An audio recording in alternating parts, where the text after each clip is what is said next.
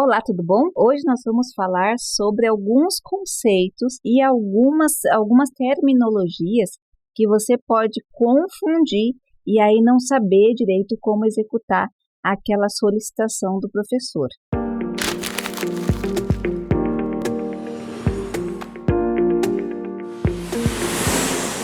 Mas nós vamos partir aqui da pergunta da Jaqueline Ferreira. Um resumo simples de até 500 palavras precisa estar referenciado no final dos parágrafos ou eu devo colocar as referências apenas no final?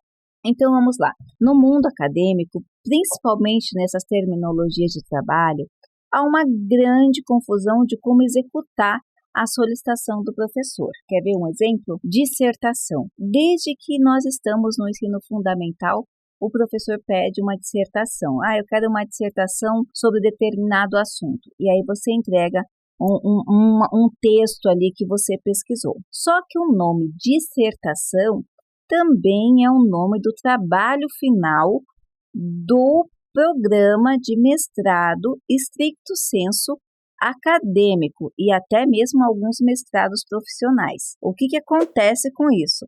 Eu já vi alguns casos da pessoa passar um tempo fora da escola e aí quando vai 10 anos, 15 anos atuando na profissão e obviamente que essa linguagem não é do seu universo. Aí quando lê lá no edital que exige uma dissertação final, a pessoa fica super tranquila achando que é aquele texto da dissertação. De repente, se depara com uma enxurrada de texto, de citação, de forma, de norma, de projeto que você tem que apresentar para fazer a sua dissertação, de seminários, e a pessoa fica super confusa porque não tinha se atentado que a dissertação do mestrado não é aquela dissertação do que a gente é acostumado ali no ensino médio, em alguns casos até na graduação. Outra coisa, fichamento.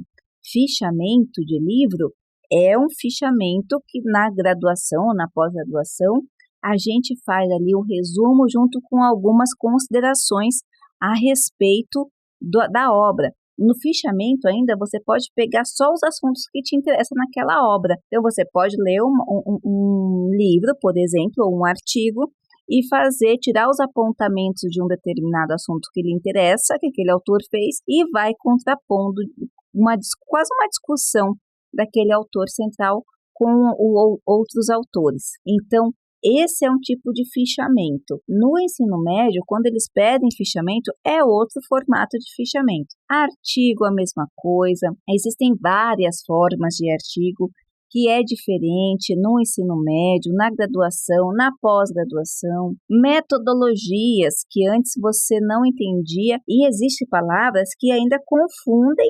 na própria concepção, como a questão da própria metodologia. Eu quero que você me diga a metodologia, eu quero que você faça uma metodologia qualitativa. E aí a pessoa entende com uma outra coisa. São várias as palavras que pode haver essa confusão de conceito, de terminologia, enquanto a palavra em si, no sentido literal, e ao significado que ela traduz, ou que o comando, né, que ela exerce, dependendo do nível de graduação que você está. E, às vezes, dependendo do núcleo que você está. Como assim do núcleo? Da casa. Como assim da casa? Da instituição. Então, veja, vamos supor, você tem a PUC. Então, na PUC você tem vários programas de mestrado e vários programas de doutorado. Cada programa tem ali os professores da casa. E esses professores, esses coordenadores, eles acabam usando uma linguagem similar que acaba tendo o programa tendo uma carinha diferente. Tem programas que são novos que os professores ainda não fizeram esse alinhamento de compreensão. Aí cada um entende de uma determinada forma. Tem programas mais velhos também que cada professor entende de uma determinada forma. Mas você tem, olha que confusão, a carinha do professor, a carinha do programa e o que é significado mesmo. Estado da arte é uma dessas palavras. Cada um entende uma coisa de estado da arte. Tem ali a compreensão geral do que seria o estado da arte, mas pode mudar de acordo com a área e de acordo com o professor. Eu já vi professor pedindo estado da arte, mas, na verdade, o que ele queria era uma revisão sistemática. Então, é bem diferente uma coisa da outra. Estado da arte é uma coisa e revisão sistemática é outra coisa. Por isso que é sempre bom você entender bem o contexto que você está inserido para conseguir alcançar ali o que esses professores estão pedindo. Às vezes, o trabalho pode ser frustrante. Então, eu quero que você faça uma resenha. Eu já vi isso também. A professora tinha pedido uma resenha da aluna. Eu só quero uma resenha simples. E quando a aluna foi lá, pesquisou, viu na internet, perguntou das pessoas, viu o vídeo aqui com a gente, se esforçou bastante. Quando entregou para a professora, o que na verdade ela queria? Um formato de artigo. Então, ela queria um artigo. Ela falou assim, pode ser, entre outras palavras, poderia ser um artigo de revisão de literatura, que na cabeça da professora era um artigo simples, mas ela colocou o seguinte, eu quero uma resenha com esses autores. E quando a aluna entregou uma resenha, ela falou, não é isso que eu quero, e aí ela foi dando no comando, e o comando era um comando de artigo científico com base de revisão de literatura. Então, é muito importante você entender esse contexto. Essa confusão não é por mal. Lembre-se, cada professor ele vai entendendo do jeito que ele é ensinado e aí ele passa isso para os alunos. Então, não é por mal. É que é uma coisa que vai passando. Nem todo mundo estudou com os mesmos professores, nem todo mundo entende muito ou se preocupa muito com metodologia. Essa sistematização metodológica não é uma coisa natural. O professor vai aprendendo mesmo na prática e vai repassando conforme a prática da forma que foi ensinado, né?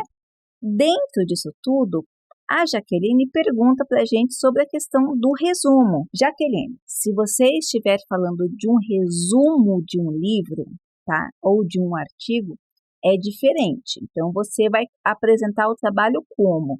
Vai colocar em cima resumo, vai colocar o nome da obra, vai colocar a forma de citação da obra, ou pode deixar para referência final, qual é a obra, e vai só fazer um resumo do que você leu. Se você estiver fazendo um resumo no formato de fichamento, aí você vai fazer o resumo da obra e vai contrapor alguns pontos com outros especialistas no assunto. Então, outra opção. Você está falando de resumo de artigo? Resumo de artigo, ele tem que ter de 250, alguns casos até 350 palavras, e ele vai ser sistematizado. O papel desse resumo de artigo, é apresentar a obra, tá? É apresentar o artigo, apresentar a dissertação, apresentar a tese, a monografia, de uma forma simplificada. Então, vai fazer ali duas linhas falando do contexto, trazendo o problema da pesquisa, os objetivos, a metodologia utilizada e as conclusões finais, os principais resultados e as conclusões finais. Tudo muito breve, tá? Sem citação nenhuma, porque ele tem esse resumo de 250 a 350 palavras e as palavras-chave no final, ok? Ainda tem a opção do resumo expandido. O que é o resumo expandido? O resumo expandido, diferente desse resumo sistematizado, que você vai colocar de 250 a 350 palavras, você vai colocar esse resumo, dependendo da sua obra, apresentando brevemente cada tópico. Então, você vai fazer um resumo, só que no formato expandido. Geralmente, numa dissertação aí de 80 páginas, esse resumo expandido vai ter umas 3, 4, 5 páginas. Esses resumos expandidos podem ser enviados para congressos, alguns seminários, simpósios. Eles sempre pedem esse formato de resumo, que é o resumo expandido. Por isso, quando você falar, tem que referenciar só no final, a primeira coisa que você tem que pensar, qual é o tipo de resumo que você precisa? É o resumo para sua monografia, para o seu TCC? É o resumo de um livro? Então, primeira coisa de tudo é isso, é entender o contexto que você está tratando, ok? Eu espero ter ajudado e não se esqueça, você pode e deve deixar seus comentários, o seu like e se inscrever no canal. Até breve!